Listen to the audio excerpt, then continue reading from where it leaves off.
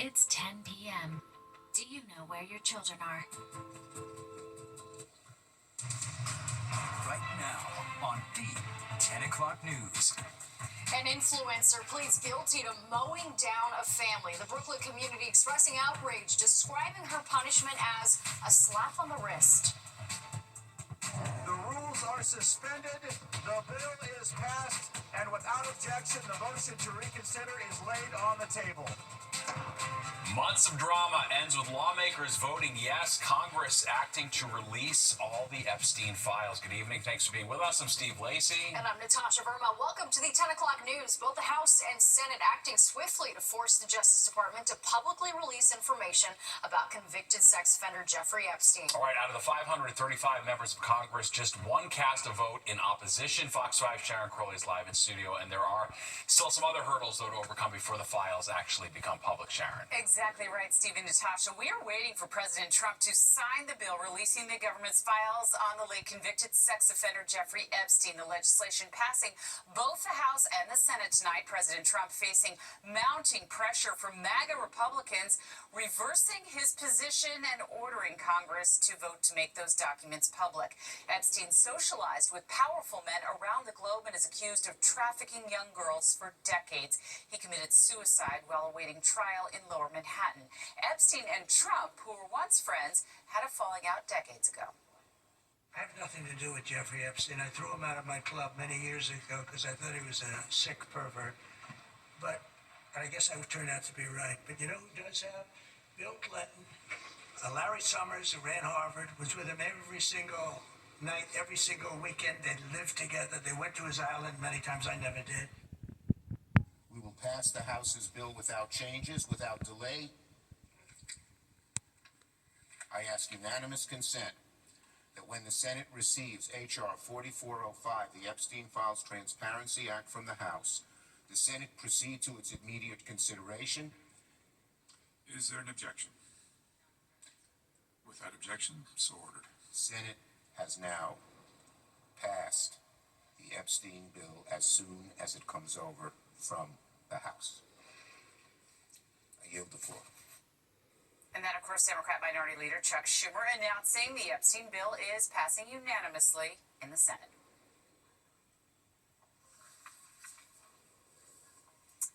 Well, several survivors of Epstein's abuse taking part, as you can see there, in a candlelight vigil at the Capitol. The women say they have waited decades for justice.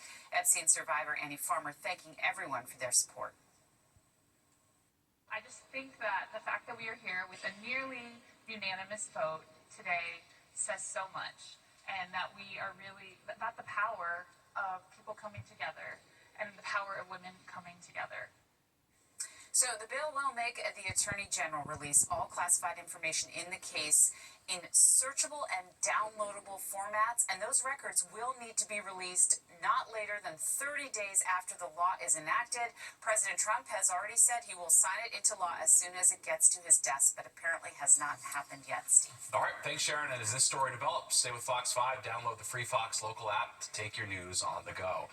And President Trump designating Saudi Arabia as a major non-NATO ally. The president announcing this while hosting the Crown Prince at a White House dinner tonight.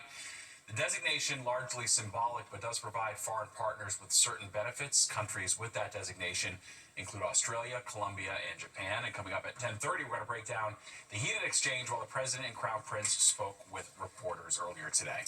Well, turning now to the forecast. Coats, hats, and gloves are needed for tonight's cold temperatures, and the bitter weather is sticking around. All right, Chief Meteorologist Nick Gregory at the weather map with the threat of rain and maybe snow depending on where you live, Nick. Yes, so you better add an umbrella to all that gear because we are going to be seeing some rain that'll be coming in overnight. And look at the temperatures north and west. We've dropped into the 20s to right around 32 in Sussex and northern New Jersey. So those areas may have a little bit of snow in the forecast overnight, but it's still 42 in the city and low 40s down the coast, 30s to about 40 on the island. Nothing nearby yet, but all on the radar. We're seeing that rain and snow area off to the west here. It's not a lot of precipitation, but the system will be coming through during the overnight period. The storm itself will pass off to the south here, so we're sort of on the northern flank of this system, which you'll see here in our future cast that shows as we go through the early morning hours. There's that little rain and snow mixed in here, a little wet snow, North Jersey and into the Hudson Valley.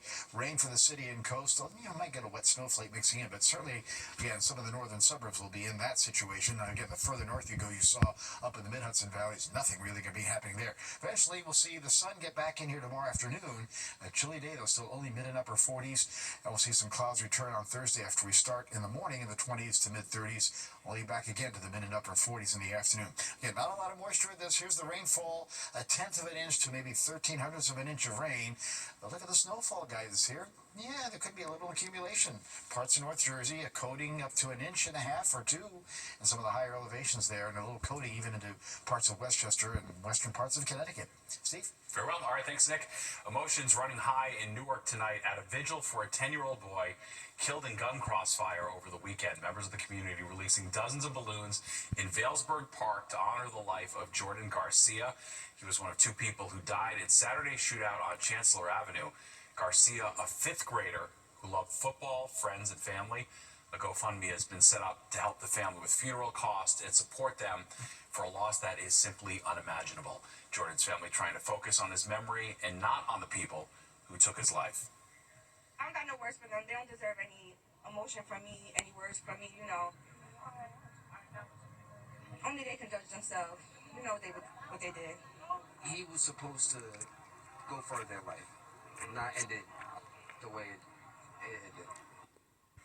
The suspects are still on the loose. A $10,000 reward is being offered for any info that leads to an arrest. A former aide to Mayor Adams has been sentenced to 3 years probation, including a year of home confinement. In August, Mohammed Bahi pleaded guilty to helping solicit illegal donations for Adams' mayoral campaign during a 2020 fundraiser. Bahi was originally charged as part of a corruption investigation into Adams, a probe that was dropped by the Trump administration. Developing right now, firefighters are on the scene of a deadly fire in the Bronx. Citizen-Net video showing the response along Boston Road near East 168th Street. We're told the fire broke out at a multifamily building with the flames concentrated in a back bedroom on the first floor. A social media influencer will spend 3 to 9 years in prison for mowing down a mother and her children. 33-year-old Miriam Urimi taking a plea deal for killing 3 of the family members back in March. Fox 6's Arthur Chian is live in Brooklyn, where the community says the sentence is just too light for the crime. Arthur. Natasha, Steve, it'll happen officially here tomorrow, the sentencing, but already tonight, many are reacting to news that this driver who mowed down this mother and her children back in March will serve as little as 3 years in prison. 33-year-old Miriam Urimi was the driver who plowed into the mother and her 3 children, wiping out that Brooklyn family on Ocean Parkway. Urimi pleaded guilty to manslaughter last month. Now, of her victims, 3 died, including Diana and Deborah, along with their mother. The daughters were just 5 and 8 years old. Their mother, Natasha, was 34. Urimi was driving with a suspended license, and her car had over 90 tickets in the year leading up to the crash. But despite her history, the Brooklyn judge is about to sentence her to 3 to 9 years, and that's despite the Brooklyn DA's request for up to 15 years. Now, in a statement to Fox 5 tonight, Brooklyn District Attorney Eric Gonzalez says, quote, "The lives of Natasha Seda and her young daughters were stolen by the callous choices of a chronically reckless driver on Ocean Parkway. Though the proposed sentence falls short of the maximum we sought, it will send a clear message that reckless driving that ends in tragedy will be met with serious penalties." Now, we asked a former prosecutor from this very office if as little as 3 years sends a clear message. He explained the law to us. This is what's called an indeterminate sentence, and so the judge can range. So the minimum is 1 to 3 years, the max is 5-15, and so the judge can basically, what he did was sort of go in the middle of those 2 potential sentences. Is that just, in your view? It's a situation that obviously on the outside sounds terrible, but for everyone involved, it may be just because it avoids family members of this person, of the deceased, having to come to court and testify. Now, part of why this 3-year minimum is drawing some attention tonight is because Uremi's driving history, at least 20 of those 90 tickets we mentioned on her car were for speeding, and then at that, the vast majority of them were in school zones. Now, the city had a so-called super speeder law in place that street safety advocates say would have slowed Uremi down, but that law was allowed to expire during Mayor Adams' administration, and they did not replace it. Now, street safety advocates are lobbying once again for Albany to pass a new super speeder law. The sad truth is that 75% of drivers with suspended licenses continue to drive anyway. This driver had a suspended license, but she still got behind the wheel. And frankly, there are lots of other drivers like her out there. We have to stop them from killing people by physically limiting the speed that their vehicle can travel at if they've proven themselves to be a repeat reckless driver. That law passed the state Senate this year, but the state assembly held it up. Those advocates hope to take it up again next year and for it to pass next year. As for Uremi's hearing, it will be held here at this courthouse on J Street tomorrow. We'll bring you the latest when it does happen. But for tonight, we're live in downtown Brooklyn. Arthur Chien, Fox 5 News. Steve, Natasha, back to you guys. All right, thanks, Arthur.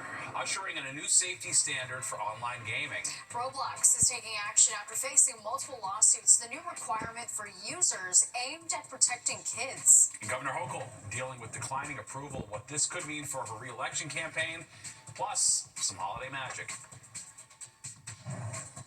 The floats are docked because they've done their job ushering us all into the holiday season. I'm Killer Green. I have all the sights and sounds from Holiday Harlem Lights coming up. Popular gaming platform Roblox is setting up new rules after a string of lawsuits claim the site endangers children. So if a user wants to enter the chat room on the platform, they'll need to provide a government ID. Fox 5's Meredith Gorman is live in studio with these new safety guidelines. Meredith.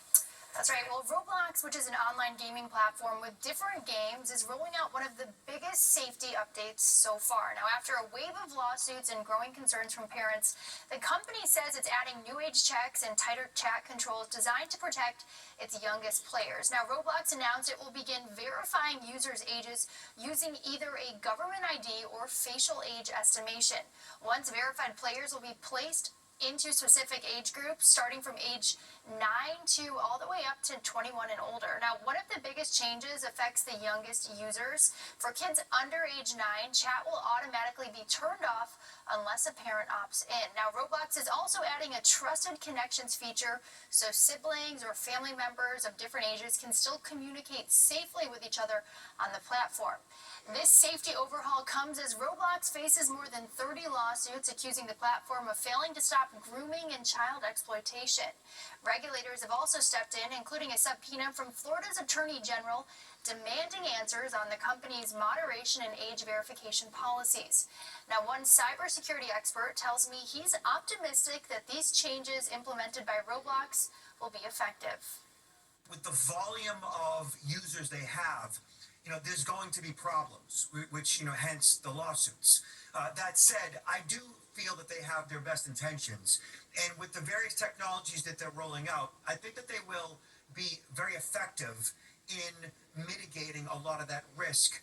And that technology revolves around forms of facial recognition. It's hard to fake that. The company says these new tools are meant to create a more age-appropriate experience for its more than 150 million users worldwide. Now, these changes will roll out in December in several countries and then expand globally early next year. Steve? All right, thanks, Meredith. Another rough day on Wall Street. Stocks falling for the fourth consecutive day. The Dow dropping almost 500 points. The S&P 500 notching its longest slide since August, and the NASDAQ recording its fifth negative day in 6 sessions. Dragging stocks down, chip giant NVIDIA. Investors believe it's priced too high. It's lost more than 10% so far this month. Bitcoin also dropped to $93,000, down from nearly $125,000 last month. Well, scaffolding in the city is getting a much-needed upgrade. Mayor Adams unveiling 6 new designs today. Gone are the clunky green scaffolding that have been clustering the city's streets for decades.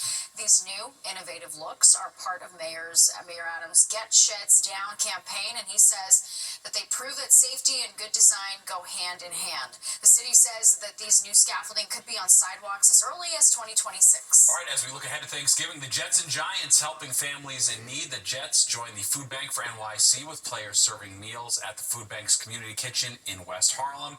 As food insecurity surges in the city, the director of the community kitchen at Food Bank for NYC says there is an increased need for food this holiday season. The Jets also throwing in a donation for $10,000. And some members of the New York Giants handing out turkeys to families in need. Tackle Jermaine Elamune are teaming up with the American Eagle Food Pantry to give away 200 turkeys along with holiday fixings. And some of his teammates joined in that effort. All this happening this afternoon outside the food pantry facility in Lodi.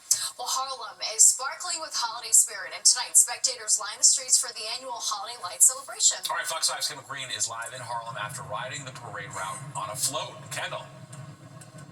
Hey, good evening, Steven. It's all wrapped up now, but what a time.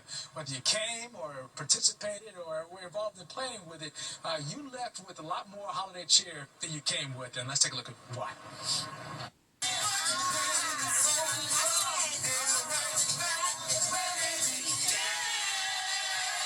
Harlem Holiday Lights sprung the city into the holiday spirit like only Harlem can. And for those taking in the sights and sounds, the annual celebration delivered. The parade was really, really nice this year. They had more floats than usual compared to last year, and it flowed. It just flowed really nice. Fox 5 floated through the route with one of two of the parade's grand marshals, the historic Apollo Theater. We're so honored, so grateful to be the only institution that has been named a grand marshal in the history of the Harlem Holiday Lights Parade. They were in good company with their co-grand marshal, actor and philanthropist Malik Yoba, who also calls the historic neighborhood home. We come back to Harlem for the holiday, for Harlem Holiday Lights. That's everything. This Harlem is home. The Apollo is home. We here on this float, in this parade, the energy that we're feeling, that we're receiving, it really is like being with family. From float to float, folks of all ages couldn't contain themselves from the holiday cheer. I am most excited about sharing this space with the people in Harlem to show love for each other and everyone. I mean, even the Grinch himself couldn't keep still. We love connecting with our fans. We love connecting with the ticket holders. And so to be able to come out, shake hands, take pictures, spread the vibe, get some shit. It's the holidays. This is the day when you can come out to start the holiday season to have fun. Family, friends, the community, law enforcement, everybody together having a great time with the kids. Now, the Apollo Theater made us feel like we were at a parade, at a concert, a party, all wrapped in one. It just goes to show how much planning goes into this. And I'm pretty sure they're already planning the next one. But that's the latest here in Harlem. Kendall Green, Fox 5 News. Steve Yeah, looks a amazing. parade that size, of course. Yep, indeed. Well, the Macy's Thanksgiving Day Parade getting ready to welcome some new friends to the lineup. Yeah, first look at the new floats ready to drive down Central Park West next week, plus a unique learning experience on Long Island. Dogs, birds, and even a few unexpected guests. I'm Joan Goldberg on Long Island. Excuse me, I'm talking. This school has a lot more going on than just textbooks and tests. We'll have that story coming up. Take a look at this. Macy's showing off some of the new floats that you'll see in next week's Thanksgiving Day Parade. They include a Stranger Things float, a Pop Mart Labubu float to mark the year of the Labubu, and a new installation from Serta with its famous sheep. In all, there will be 27 floats, 11 marching bands, 600 clowns, 26 performers, and 3 Broadway shows. The parade travels from the Upper West Side to Herald Square starting at 8:30 in the morning. So fun. All right, time now for the weather. Yeah, holidays are in the air. It's cold outside now. Yeah, it is cold outside for sure, and we have a little snow in the forecast, not for the city, but in some of the northern suburbs. And, of course, that all-important Thanksgiving Day forecast is still a little ways off, but hopefully we'll escape any storminess this year. And some of the long-range models are suggesting it might be okay here. Other parts of the country, of course, could have some problems. We have some problems tonight, though. It's rain coming in, and you can see this is where the temperature map is important, because look what's going on north of town. Just above freezing White Plains, right at freezing Sussex, and then below freezing to the north of that. So this is the area that will look for potentially a little bit of wet snow tonight. Otherwise, it's mostly 30s to middle 40s. And as the wind flow is pretty light, it's calm, or it's mostly out of the west, or variable really at about 5-6 miles per hour. Where's that rain snow coming from? Well, it's now racing across Pennsylvania down towards Washington, D.C. and points south. And the wide view shows it extends all the way back to about central Ohio into central Kentucky. That storm system is going to pass to our south overnight. But here's that area of rain. Notice our 7 a.m. timestamp. There's that little mixture of wet snow going on to the north where, as I showed you earlier, could be a little coating up to an inch, inch and a half to accumulate in a few spots there, North Jersey, into parts of the Hudson Valley, lower Hudson Valley anyway. It's just rain nearby, city and coast. Kind of a chilly rain, though, because those temperatures overnight will be in the upper 30s.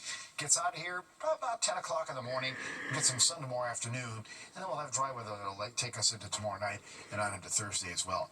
All right, again, down into the 20s to lower 30s, north and west, with that area, some rain and wet snow mixture going on there, and just rain, city and coast, 30s to near 40. Tomorrow, that all comes to an end. The temperatures pop up to only the mid and upper 40s once again. Average high should be in the lower 50s, so we stay below average for the next 2 days. All right, sounds good, Nick. Thank you. A controversial meeting at the White House. All right, President Trump meets with the Saudi Crown Prince. The shocking question the president deflected about 9/11. And gubernatorial challenger Elise Stefanik gaining ground against Governor Hochul. The takeaways from a brand new poll. You're watching the 10 o'clock news. President Trump welcomes the Saudi Crown Prince to the White House, but the meeting turns heated during a Q&A in the Oval Office. Welcome back. I'm Steve Lacey. And I'm Natasha Verma. The sit-down taking a turn when a reporter asked the prince about 9/11 and the murder of a U.S.-based journalist. Questions President Trump did not like. All right, Fox 5's Teresa Priolo joins us in the studio with the tense moments. Teresa. Yeah, Steve and Natasha, this was the first visit of the Saudi Crown Prince since 2018 and the first since the murder of Washington Post journalist Jamal Khashoggi.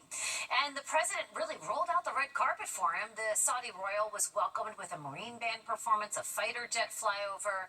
But then that's when they got down to business. Both leaders coming away with victories of sorts. The Saudis pledged $1 trillion investment in the U.S., while the Crown Prince got an expanded security cooperation agreement and a deal to buy American-made F-35 fighter jets. President Trump also designated Saudi Arabia as a major non-NATO ally aimed at elevating the military relationship. But things in the Oval did get heated when a reporter questioned the president and his visitor. Take a listen.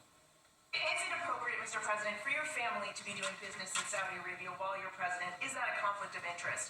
And Your Royal Highness, the U.S. intelligence concluded that you orchestrated the brutal murder of a journalist. 9/11 families are furious that you are here in the Oval Office. Why should Americans trust you? And the same to you, Mr. President. Now, who are you with? I'm with ABC News, sir. You with who? ABC News, sir. Fake news. ABC fake news. One of the worst in the business. But I'll answer your question. I have nothing to do with the family business. I have left, and when I've devoted 100% of my energy. What my family does is fine. They do business all over.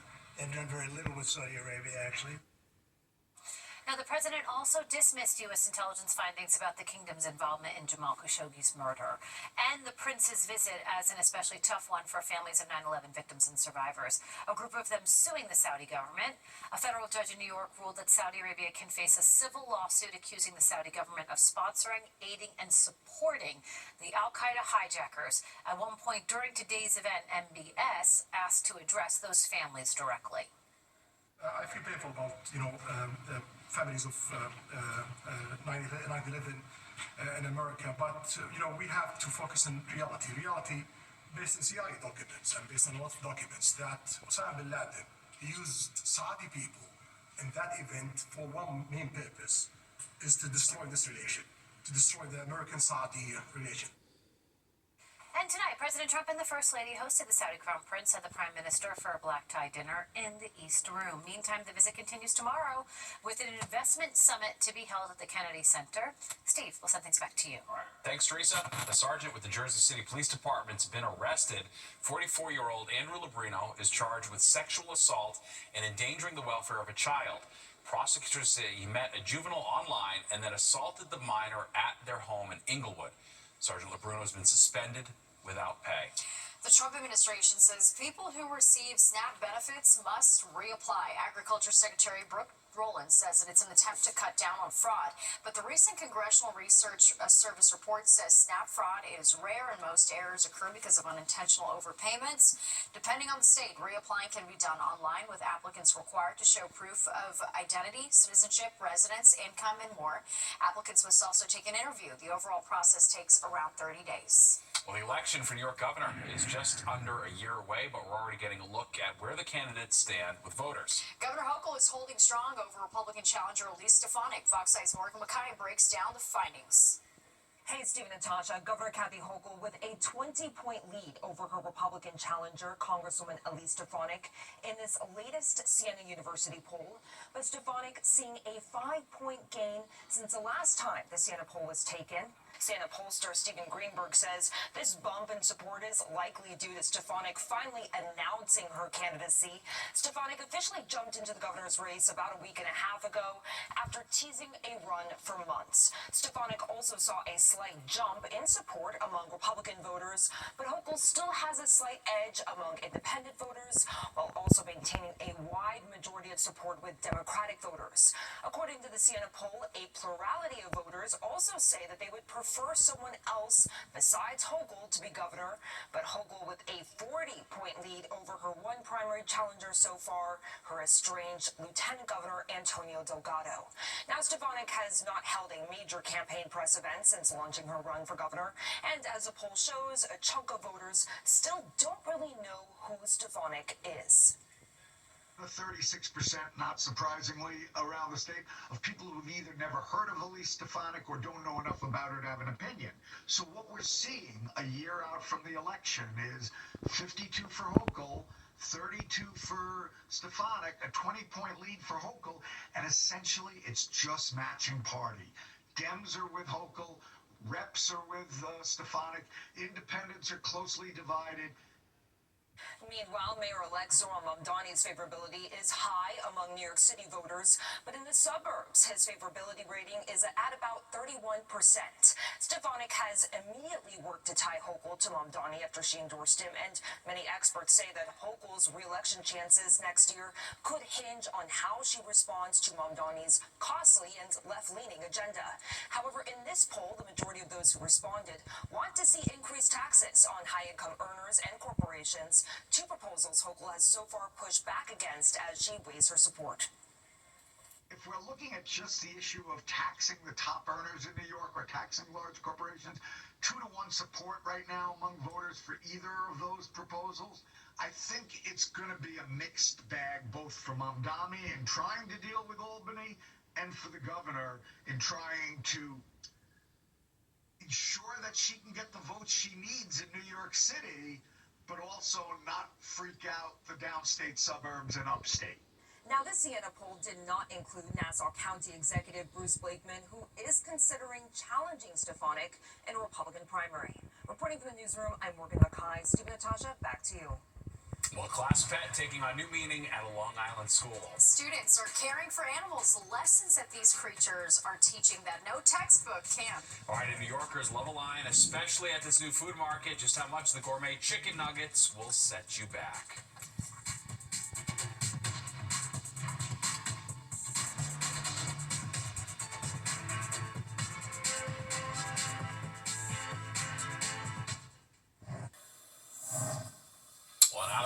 Learning method has students excited for class. It's not just adults teaching lessons, but also animals. Fox 9's Jody Goldberg takes us inside the Long Island school, going to the dogs.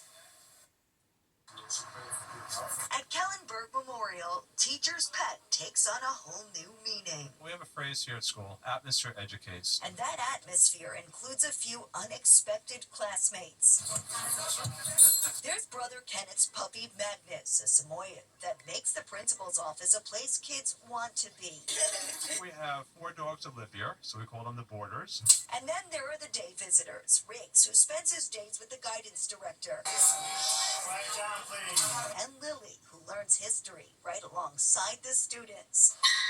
They're not mascots, they're part of the mission. From koi ponds to parrots, snakes to turtles. The private Catholic school believes caring for creatures teaches lessons no textbook can. As advanced as the academics are and as much we want them to develop their minds, there's a education of the heart that I think is very essential for their well-being and their whole development. Step outside and you'll find peacocks and peahens proudly parading through the courtyard. It's unusual, but it works. Everybody loves it. It's a wonderful thing. It's a different kind of job description for the maintenance team. They take care of not just classrooms and fields, but the school's feathered, furry, and fin friends too. They look for food, they look for water, make sure I clean the cages. I enjoy it. You say hello? And around here, lessons go both ways. Students learn a lot from the animals. And the animals, it's safe to say, get plenty back in return. During study hall, you can usually walk the dogs if you're having a bad day, like just seeing them in the hallway. It just makes the environment so special. In a school of more than 2,500 students, these animals bring people together. One trip to the dog is worth two of the guidance counselors. Lifting the mood and spirits of students and staff during this school day. In Uniondale, Long Island, Jody Goldberg, Fox 5 News. Yeah, anytime I see a puppy, it immediately makes it gets my happy, attention. no doubt. Well, some people hoping to win the lotto are using an unusual method to pick out their numbers. All right, it doesn't include birthdays, phone numbers, or an address. The odds of an AI chatbot actually hitting the jackpot.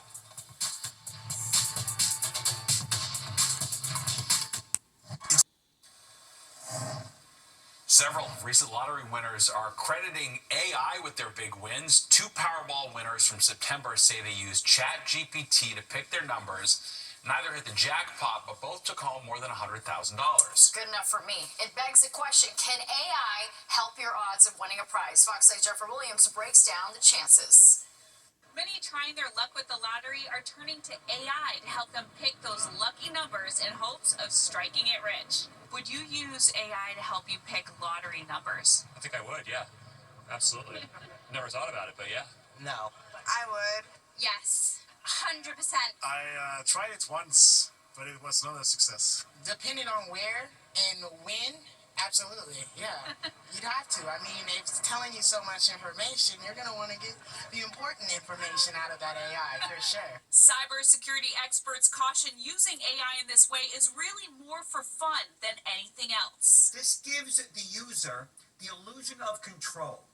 People often feel that they have a better chance with a system than a quick pick or emotional numbers tied with birthdays and such. And so if they have that system, it feeds into the desire for more control for a statistically informed chance. Robert Siciliano, the CEO of ProtectNowLLC.com, admitted he even asked ChatGPT about this trend. There are many people that have been successful using AI to help pick their numbers because it does provide a level of statistical probabilities that may enhance your chances. However, if you've got 1 million people doing the exact same thing, you're going to have to split those winnings. As for any potential security concerns, pretty much everything that you pump into ChatGPT or Gemini, that in some way it's being regurgitated. So know that there's some type of a trail regarding information that you provide to AI,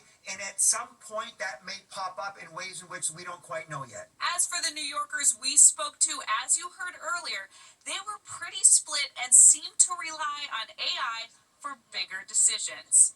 We don't play the lottery, so I wouldn't do it at all. Maybe stocks, though. The other day, I used AI to tell me if I should take a job or not. AI is just, it's just the future. I've never tried it, but I might consider trying it. I don't trust AI like that much right now, so I mean it's system generated, so if anything I'll still trust my instinct and choose my own numbers. Just get lucky. Just be lucky. If it's your time, it's your time. In Herald Square, Jennifer Williams, Fox 5 News. I'd try it out. Why not? It seems like a silly extra step. I just always get the quick fix. Yeah, well, have you won? Oh my God, that's a great point. You know what? I've been doing it all wrong. You're doing it all wrong. I think I should you need update my methods. Fair enough. Good point, Natasha. Nick, I think we need to win a few $100,000. It'd be nice. Works for me. Yeah. Party time. Let's do it. But as I always point out, remember you have the chances are better that you'll be hit by lightning 3 times. So keep that in mind. All right, no lightning tonight, but we do have rain coming in. Shot of the city before showing clouds overhead, and our split 45-37. Again, below average by a couple of numbers here. Maybe you want to play some of these numbers. 73-18 in the records department. Yep, the record lows are getting down there, right? 6:47 sunrise now, down at 4:35. 42 mostly cloudy. It's a variable wind or calm. Humidity at 51%. Steady pressure 30-16. And temperatures in the area are dropping into the below freezing mark. Right at freezing. Sussex plus 20s there. Sullivan County over to Dutchess County. 30s across the island to the east end. 28 now in East Hampton. Low 40s down the Jersey Shore. And as I said, the wind is either calm or it's a very variable wind at about 5 to 10 miles per hour. Now, no big deal in the wind department tonight compared to yesterday. Here's a big deal, though. No, medium deal. We're looking at some rain and a little bit of snow, wet snow that's mixing in there as you get up by the Williamsport area in Pennsylvania. And again, that storm system will slide into our south as the night goes along. So we'll be on the northern fringe of that. It'll be lasting until about mid-Wednesday morning. Today's highs mostly mid to upper 40s. We didn't touch 50, though, at Islip. Same kind of deal moving through New England, mostly in the 40s there. Concord, New Hampshire to Rochester, 43. State College, 41. Low 40s, Cleveland.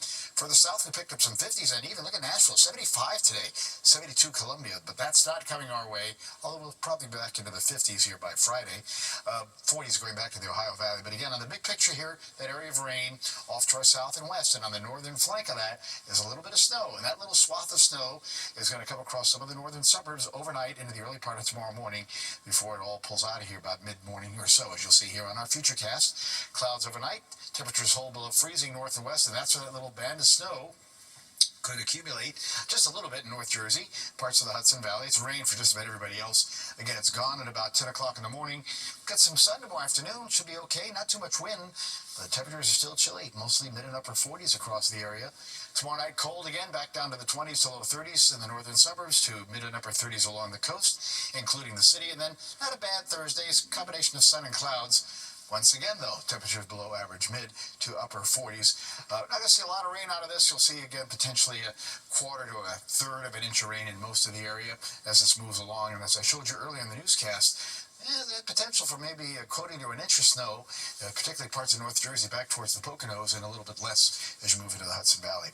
All right, going down to 39 in the city tonight. The rain comes in with wet snow to the north, down to about 30 there tomorrow. Again, morning rain, afternoon sun. 48 will be the high for tomorrow. That is still below average. 49 Thursday, clouds and sun. Friday's dry during the day as the clouds return, 54, but it rains later Friday night. It's probably going to last into Saturday morning now, 53, then some sun in the afternoon. After that, we stay about where we should be, lower 50s. Sunday, Monday, Tuesday, those days will have a good amount of sunshine too. Natasha and Steve. Very well. All right, thanks, Nick. An upscale supermarket like you've never seen before. It doesn't look like a Key Foods, more like Hermes. We're going to take you shopping next.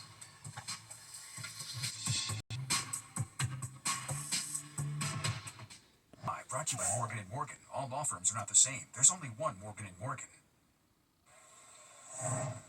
Well, it's dubbed the Erewhon of New York. Meadow Lane is now welcoming in hundreds of shoppers eager to spend big bucks. All right, is the luxury market worth the price? Fox 5's Meredith Gorman grabbed a shopping basket to give the gourmet grocer a try. New York City's most highly anticipated grocery store just opened in Tribeca.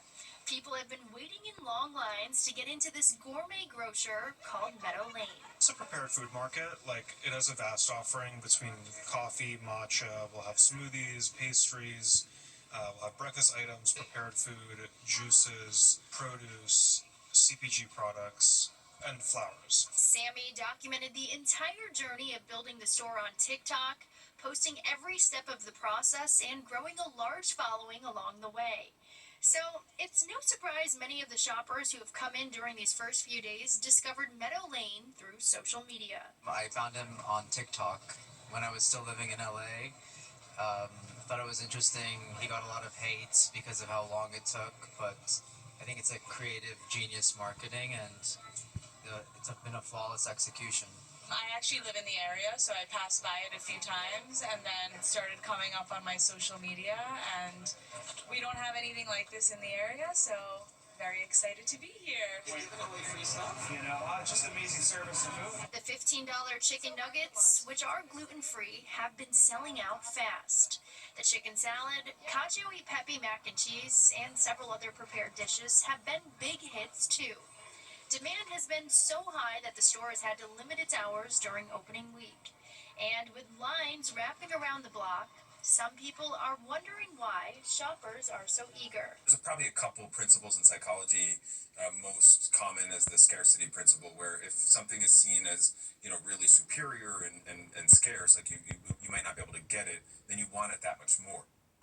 And if you are planning to stop by Meadow Lane and get your hands on one of these viral prepared food dishes, it is suggested that you get here early because some of those popular dishes fly off the shelves pretty quickly.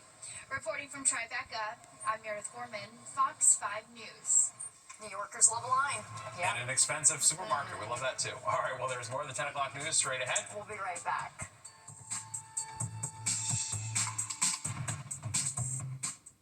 News dazzling holiday lights were switched on this evening. Millions of lights and hundreds of wildlife lanterns transforming the park into a winter wonderland. This year, there are new thrills, including the freeze zone with massive snow tube slides, talking snowmen, and virtual snowball tossing. You can catch holiday lights on select evenings this Friday, November 21st until January 4th. All right, let's get a final check on the weather. We're definitely getting the spirit of the holidays because it is cold out. It is. Yeah, and a little bit of snow may happen tonight in some of those northern suburbs. That'll put you in the holiday spirit, but might make for a little slippery commute in the morning. I'm talking like North Jersey and parts of the Hudson Valley. 20s about 30 there, upper 30s for the city, and that's rain really for the city and the coast. Tomorrow that rain ends early, 9, 10 a.m., and some sun in the afternoon. We'll only sneak back to the upper 40s, and that'll be the same deal Thursday. Clouds and sun, 49.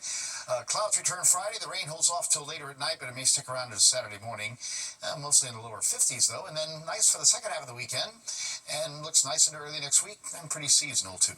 Looks good. All right, Nick, thank you. And don't go anywhere. Good Night, New York with Ryan Christopher and Crystal Young is next, and you do not want to miss it. Okay, that does it for us tonight. If you've missed any part of the 10 o'clock news, you can always catch an encore on our free streaming app, Fox Local. Where you can stream our newscast anytime. Have a great night. We'll see you tomorrow.